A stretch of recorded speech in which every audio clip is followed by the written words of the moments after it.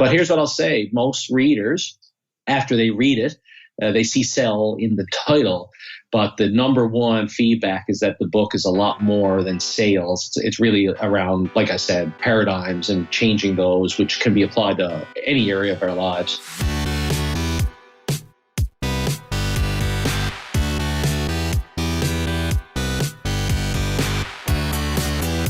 You're listening to The Successful Bookkeeper with your host, Michael Palmer. Listen each week as inspiring guests share their secrets of success to help you increase your confidence, work smarter, and build a business you love. This episode of The Successful Bookkeeper is brought to you by PureBookkeeping.com, the proven system to grow your bookkeeping business.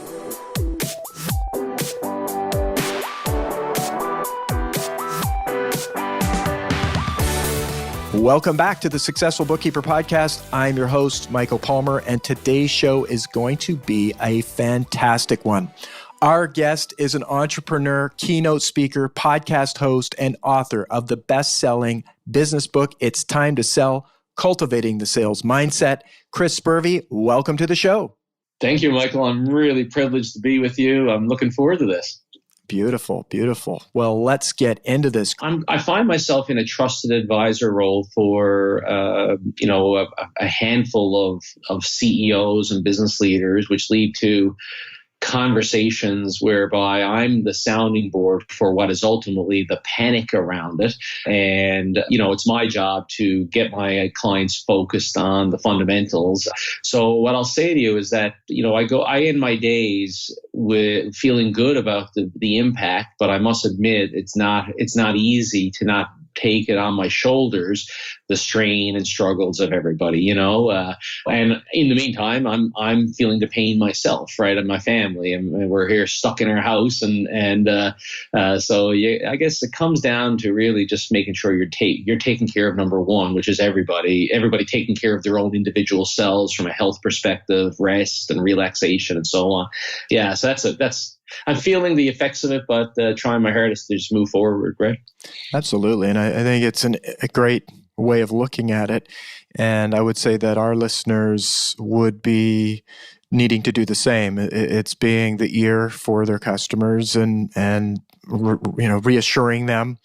There's lots of news and information out there, but just today actually looking at some of the messages coming through is that this is a short-term thing, like everything in history. There's always periods of challenge, and to really think long-term, go long. I mean, it's the number one investing advice is to go long, and it's the same here. Is keep a view on the long term, deal with the short-term impacts best you can. But I think it's a great thought and reassuring. Now, I will say myself, yesterday seemed to be a day of worry, uncertainty, and it affects us all. Yeah, exactly. Yeah, you got a great mind, but you can tell you're grounded in a great mindset. And I think a lot of this, if there was ever a message that I had, and something I'm trying to truly embody myself, is one thing to talk it. There's another thing to live it. It's like the carpenter's house that's falling down, but you really got to live it, right? So now more than ever, right, we got to be focused on our mindset and keeping them as sharp as possible, right? But a little saying came to mind as I was listening to you there about the long term. It's dark clouds hide silver linings, right? So there's a silver lining in all of this, and I do believe businesses are going to come out of this, the right businesses, the businesses who are actually truly solving a problem in the market, they're going to come out of this stronger than ever because they will have focused on that operational component and leaned out and got strength in that, right? So I think there is truly a silver lining, but it's really clouded by dark clouds right now. It is, and it's hard sometimes to even look past the dark clouds. I think with, my wife and the people around us, our family, everybody's being impacted. And so it's difficult to look through past the potential silver lining, but we have to. We have to look at that. We have to do that and keep calm. And this is when maybe it's time to read positive messages. Many people will be going to their faith, revigorating their faith and whatever that might be. And this is the time to do it, whether it's, positive statements from authors or just talking to people are grounded, to keep the cool. Because it's when we lose our cool, that's when I think challenges are going to happen and just make it worse. But, the interesting thing I thought about for small business recently was everybody talks about, buy local, support small businesses. And I really do think this one of those silver linings is going to be an incredible investment into small business, because people aren't going to be going out of country. They're going to be staying home. They're going to, and this is not like it's going to turn around and, people's mindsets around travel, mindsets around going places will shift. So that will impact certain industries, but it'll have positive, or in a negative way, but it will have positive impact on many businesses, and those are local businesses. Anybody, and restaurants are getting hammered right now, but the minute this opens up, people are going to be spending those travel dollars at local restaurants. Right? Even if you think about it, concert tours, right? Yes. People going to big stadiums, they go and spend $100, $200, $300, up to $1,000 to go see a concert. Well, that concert rolls in.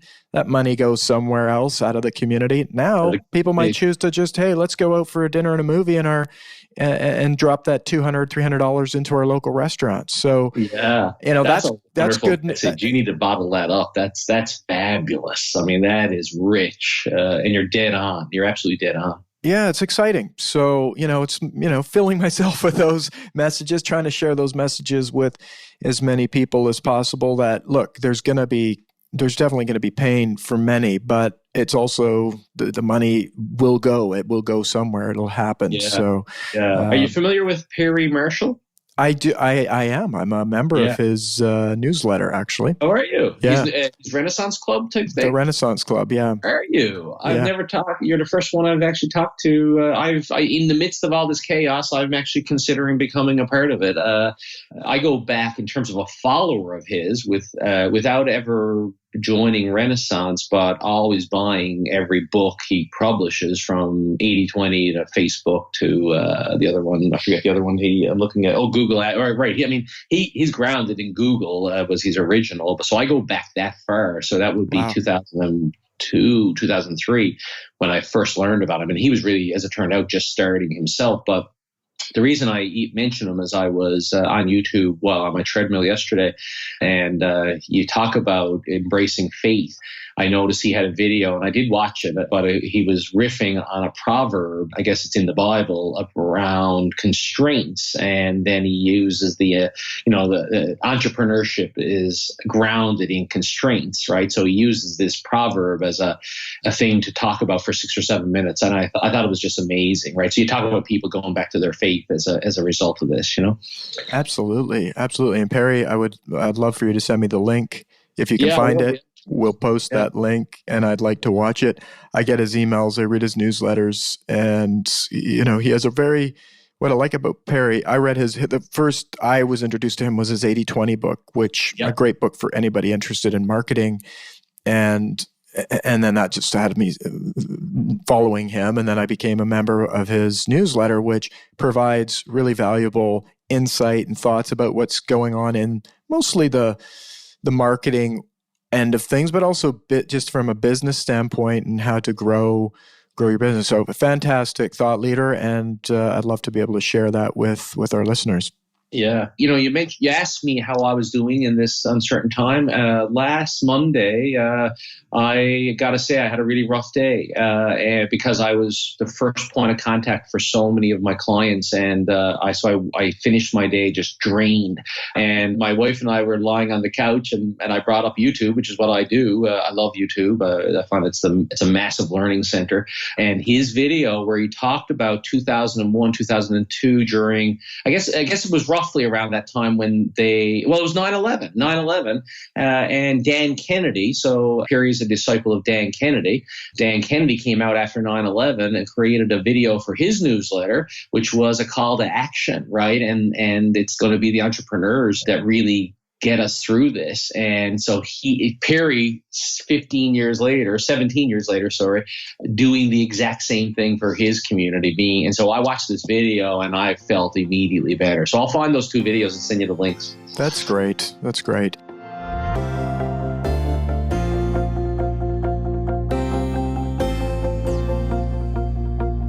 Well, listen, Chris, maybe tell us a little bit about yourself and your career journey leading up to this point so we can start to share with our listeners who you are and what you've been up to. Yeah, sure. That's great. I love your format. I didn't even realize we were recording until I kind of added two and two together after some things you were saying. So this is awesome. It's crazy times. It's not typically the way it goes. Talking about, and the thought crossed my mind is, my God, I hope he's recording this. This is rich. And it was more about what you said versus what I said.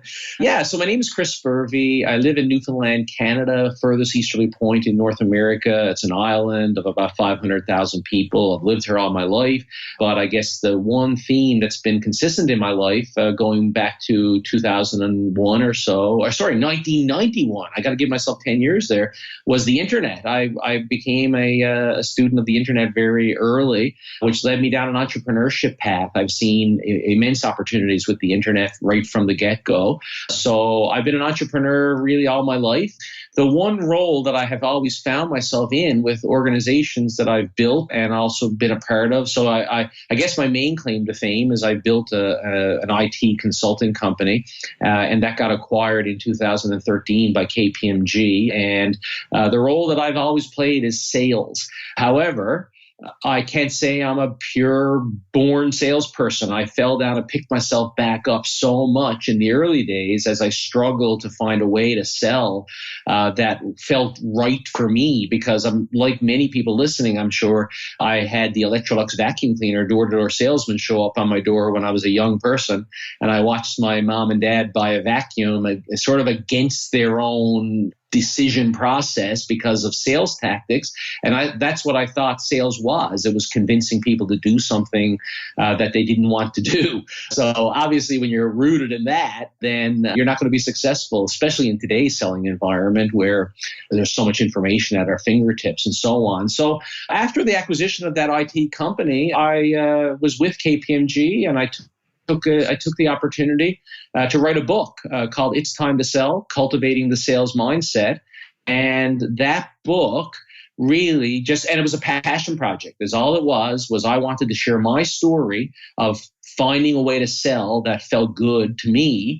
And it was that narrative in my book that led me down a path where people began looking to me for advice on how to sell and how to sell better and be better at it and be more confident about it and so on. So my unique market is I really focus well on non-sales sellers, people who are really good at what they do but struggle to sell. And so that leads me down paths where most of my clients are consultants and professional service providers and big and small and so on. So I left KPMG in the summer of 2017, to focus on this effort. And it's been a glorious adventure working with a diversity of people. And I feel very good every day because I get to help people with what I ultimately is their number one challenge, is how to grow revenue within the business that they truly love. They have a passion for their business, but they struggle to sell. So anyway, hopefully that wasn't too long-winded, but that should give you some degree of my background.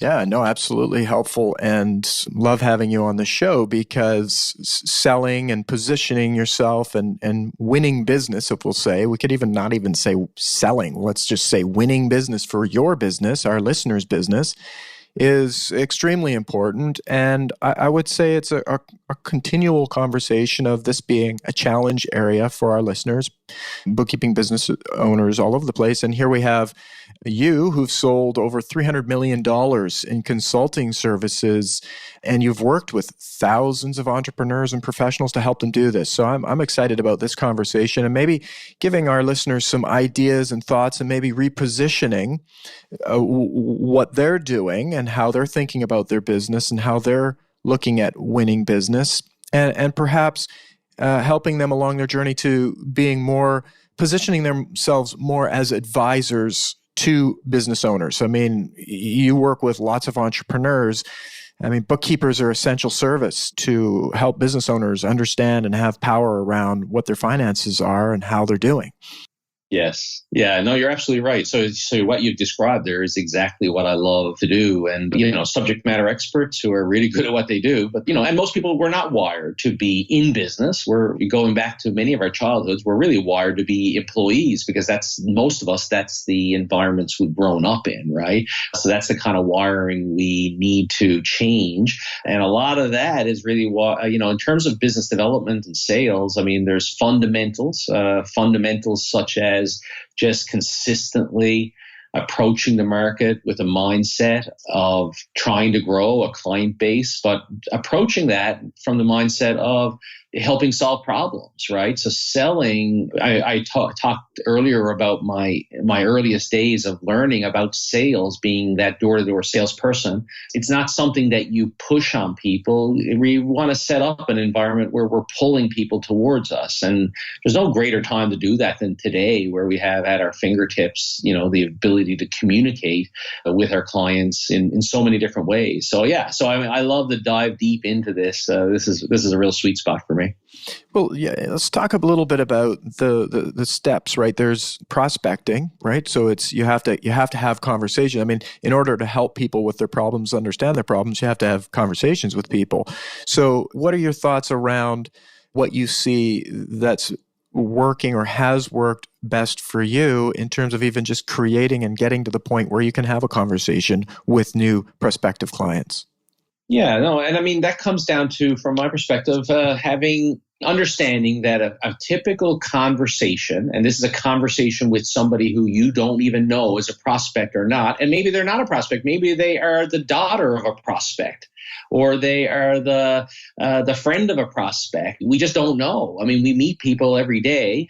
Back in the day before this COVID-19, we met people every day in physical environments such as the hockey game or whatever. And I mean, striking up a conversation with somebody, realizing that we are rooted in a desire for human connection. That you can ignore, are people introverts, are they extroverts, or whatever. We are hardwired to desire human connection. So why not embody this idea that, I'm going to be a connector. I'm going to try to drum up conversation with people and, create an image in your mind of you being that. Even if you are an introvert, just create the image in your mind that you're a connector of people and you are trying to find problems to solve. So from there, really, how do you create a conversation with people? Well, number one, people love to talk about themselves.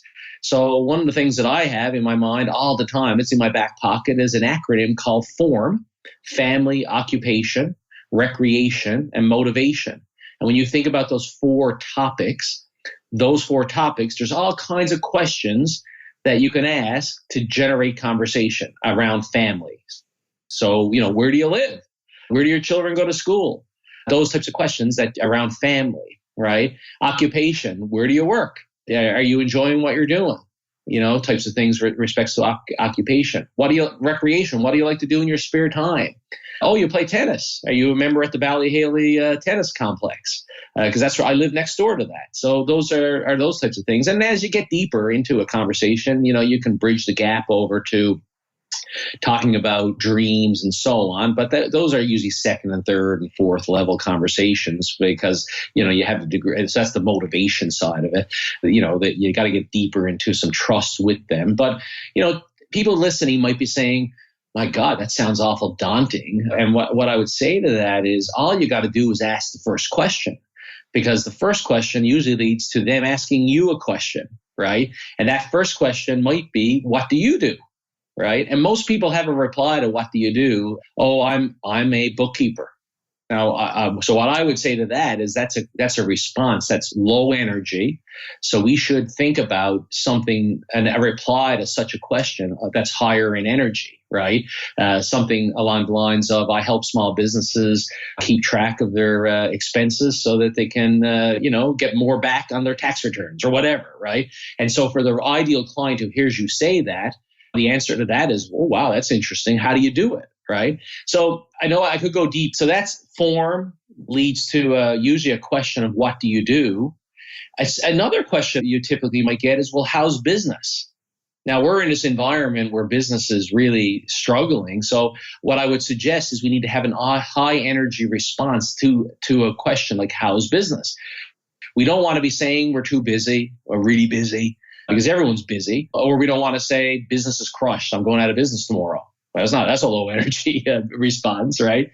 So a typical reply to that might be, simply, I'm always on the lookout for new clients to serve, right? And so that's a higher energy reply to that. So, so that's then how's business, right? So typically those types of conversations, if you are, as a matter of fact, talking to a prospect, leads to stuff like, tell me more, I'm interested. And what I would suggest when you're out there networking and doing those things, or conversating next to the person next to you at the hockey game, it's not the time to go deep, right? I call that the valley of death. Because what you end up doing is throwing up all over this person, and it gives them enough reason not to take it to the next level, right? So why don't you simply say, we don't have a whole lot of time right now, or we're here watching the hockey game, but let's exchange information. Happy to go out for a coffee, get to know each other. And that's when it leads to the deeper prospecting conversation, which you have alluded to as the second step.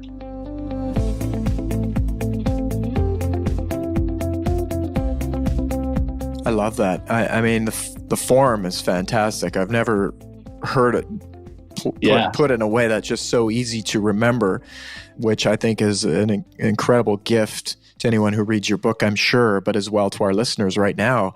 I mean, creating conversations and leads them right down into a more deeper conversation about what's motivating them in their business, and also, yes, the valley of death. Many take that, and that's going too deep, too quickly. Build relationships, because people get excited when they've maybe met somebody they like and that they can connect with, and that's the power of asking questions about other people. People love it when you know who they are, and that's how friendships begin.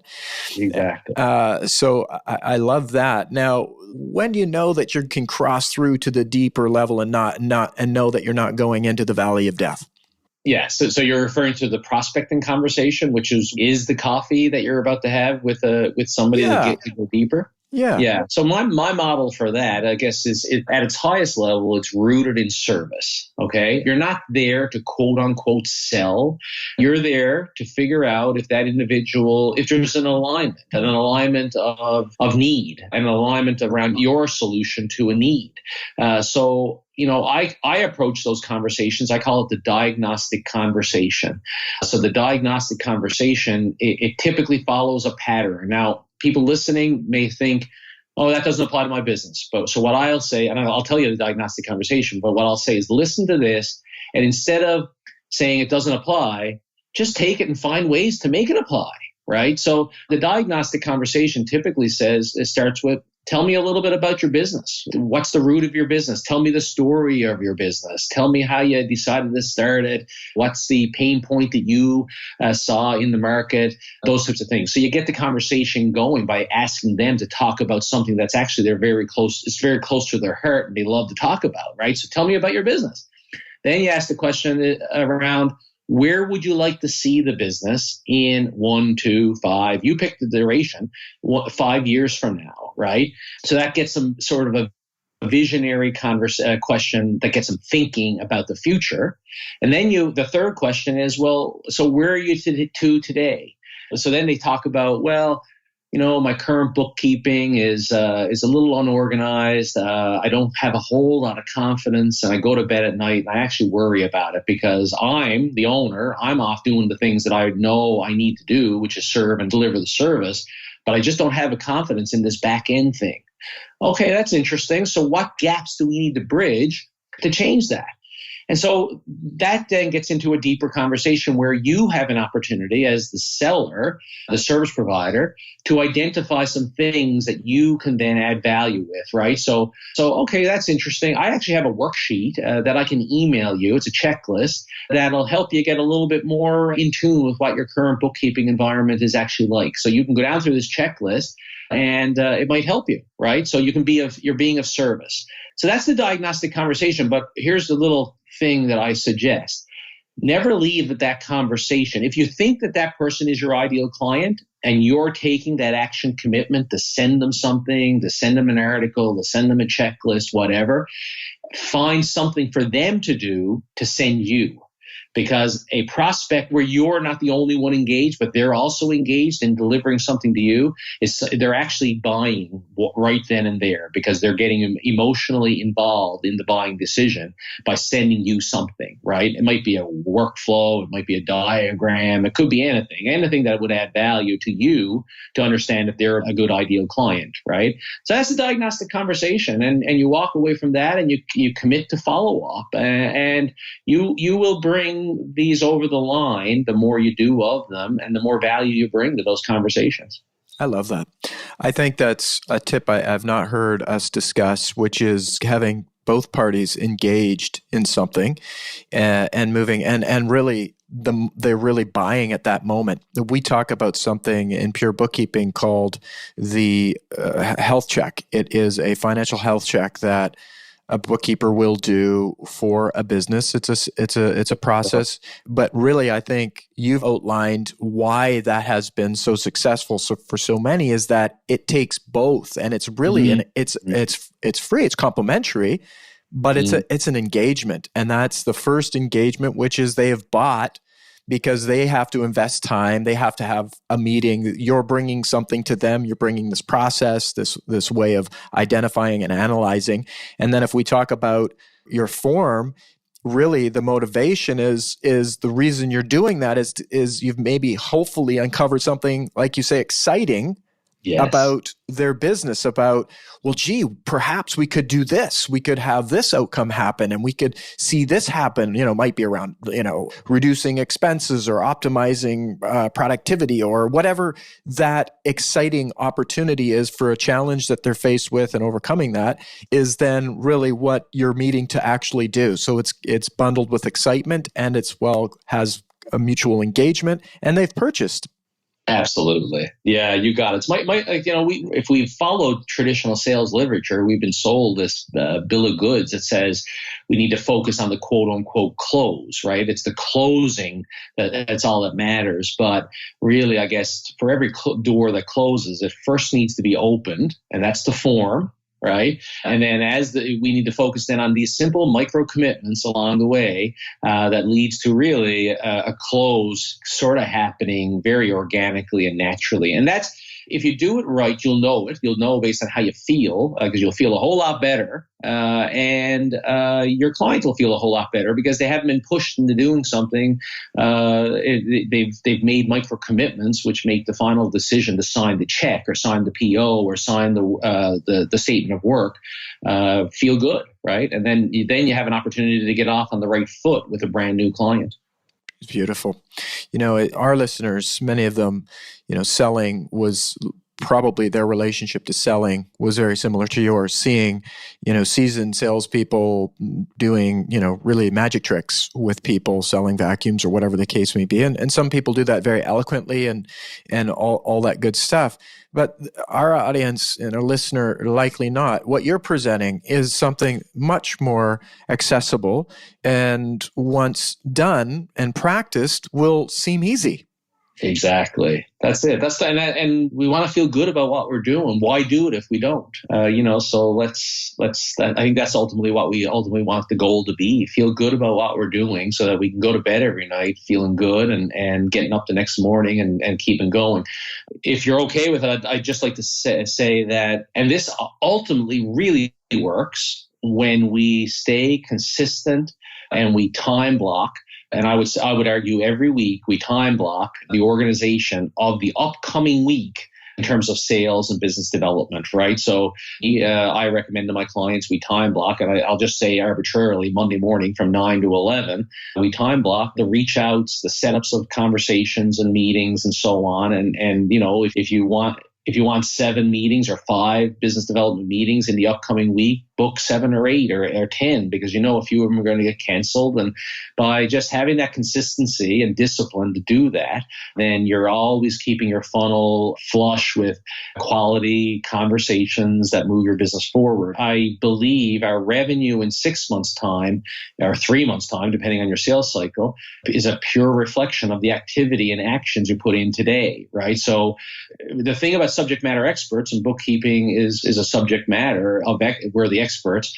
It's easy to let that fall off the desk when you get bogged down working with clients, but it's very important that you don't do that, because your revenue in 3 to 6 months is going to depend on it. Absolutely, and it does not happen on its own. You can't get good at it. You can't make it feel easy unless you've actually done it repeatedly, and so time blocking. It's a fantastic recommendation. And I think it's hard sometimes and this would apply to any industry where they are technicians, many of them. Now, some have staff and businesses and can carve out more time to do business development. But as a technician doing the work, there's no end to the amount of work that our listeners can do. There's always it. And it's part of what makes the industry fantastic business to be in, is that there's no end to the work that needs to be done. There's always more coming. And so that, though, can be a trap in terms of scaling your business, finding better clients, improving what you have as a business, because it's probably easier for them to go do the technical work and do the work that they know to do in their business versus carving out something and time in their calendar to do something that's maybe not as comfortable. What do you have to recommend in terms of holding to the time blocking and actually getting it done and doing the work that's not necessarily the path of least resistance? Yeah, I mean, it comes down to there's a physical aspect of time blocking, and that is putting it in your calendar and having it as a reminder, right? And getting into the process of truly habit. I mean, I have a hashtag that I've often used in some of my social media stuff. It's make sales a habit, right? And it's those types of things that we do by time blocking and putting it in our calendar and staying true to ourselves to follow through, right?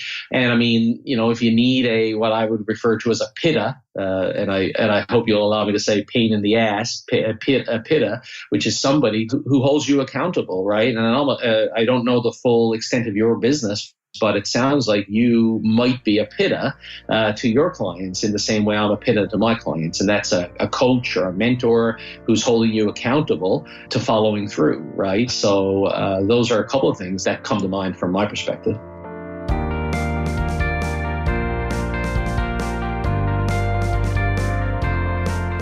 Yes, I like that. And I think having that pitta involved makes so much of a difference. I mean, trying to do things and change on your own has varying levels of success. I always think about the person who wants to get in shape by running. I mean, you can just do it on your own and you'll have a level of success. You can meet somebody at a park to go for a run together, and that will increase the likelihood of success. You can have somebody personally drive up to your driveway and meet you out front, or you can have somebody standing next to your bed with runners and shorts and all the rest of it and help you get dressed. Now, all of those come with varying degrees of investment and also outcome, right? So for wherever you're at, start with something. Having someone else involved, someone knowing what you're doing and what you're committing to is going to help increase that. So get a pitta in your life. Yes. And we'll have to put the explicit check mark on this episode for iTunes. No, it's okay. They have the button. I just, I'll make sure I do it. But the pitta, I haven't heard pitta, pain in the ass before, so I like that. Yeah, I think this will be the first podcast I've never had to had the explicit thing done. That's not my character, let's just say. Yeah, well, I love it, and it's I think it's valuable. Let's talk a little bit about It's Time to Sell, Cultivating the Sales Mindset book. Why should our listeners pick this up and get reading it? Well, I think the reason I would say you want to pick it up and read it is we're at this point in our lives carrying forward paradigms, which is really mental models that really cap what we believe we can achieve, right? And we are all capable at any given point in time. And I would actually argue in the midst of this chaos with respects to COVID-19, this is a glorious time to make what I would refer to as a quantum leap, because it's an opportunity for us to get down to the bare bones of business and focus on the fundamentals and really make a true leap from this point forward. So a quantum leap is we're capable of it. And we've all had examples of quantum leaps in our lives, right? I mean, we went from crawling to walking, right? You didn't crawl so fast that you started walking. You gave up crawling and started walking, right? So that's an example of a quantum leap. So we have the immense capability to create quantum leaps, but we're being held back by these mental models, which is our past conditioning and programming, right? So what my book is a narrative around how I came to grips with this model in my mind of what I thought sales was.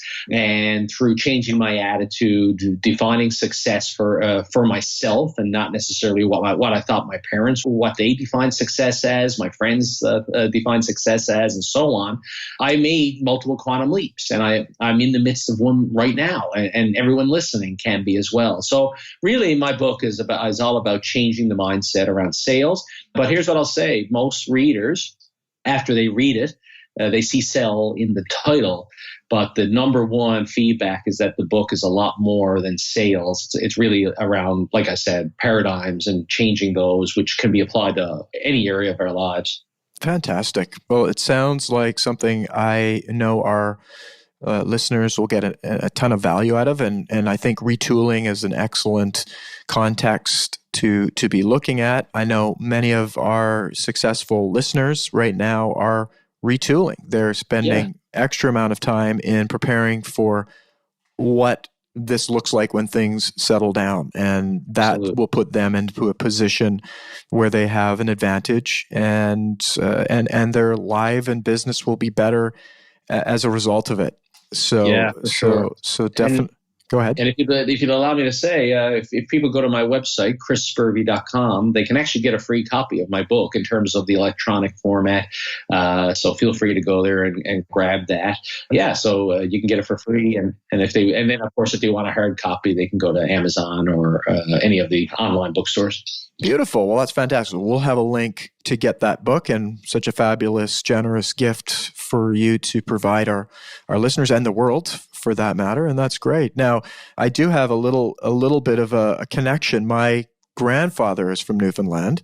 Really? Yeah. So we have a little bit of commonality there. And also, Chris, you're from the province in Canada where the very successful Broadway play Come From Away story. Yeah. Now, many of our listeners, I'm sure, would have seen this play, but I'm sure they can hear in your voice and the type of person you are and get a feeling and understanding of why that play was so successful. Is really it portrayed the great humans that come from Newfoundland, and you're one of those people. So for those listeners who have not heard of the show, eventually get yourself to see it in any way that you can. Right now, it might be difficult to do that. But just want to say thank you, Chris, for coming on the show, for sharing your story, and for providing us some perspective and ways that we can improve and our listeners can improve their business. Yeah, it's been a wonderful time, and I think what I'll say is I can just tell you you should be an honorary Newfoundlander. You should come here and visit here, and I recommend anyone listening to come here and do the same. We have a phenomenal process where you'll actually become an honorary Newfoundlander. It's called a screech-in. So I won't describe it. Just Google it. You can get screeched in when you come here, and you become an honorary Newfoundlander. It's a wonderful place to come and visit. Beautiful scenery, and it's in the middle of the Atlantic Ocean, which is kind of cool as well. Fantastic. Well, I hope it brings many new travelers there, and I definitely have it on my list, and I will be coming and getting screeched in for sure. Awesome. Beautiful. Well, again, Chris, thanks for being on the show. And with that, we wrap another episode of the Successful Bookkeeper Podcast. To learn more about today's wonderful guest and to get access to all sorts of valuable free business building resources, you can go to thesuccessfulbookkeeper.com. Until next time, goodbye.